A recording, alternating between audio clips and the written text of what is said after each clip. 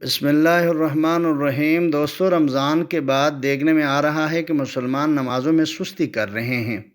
حالانکہ نماز کوئی ایسی چیز نہیں ہے کہ انسان ایک دن پڑھے دوسرے دن چھوڑ دے۔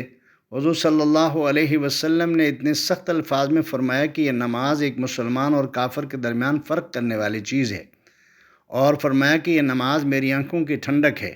لہٰذا مسلمان بالغ مرد عورت کے لیے کسی بھی صورت میں نماز کو چھوڑنا جائز نہیں ہے، اور اس کے اندر لاپرواہی کرنا اور سستی کرنا انتہائی سخت وعید اس کے اوپر آئے ہیں۔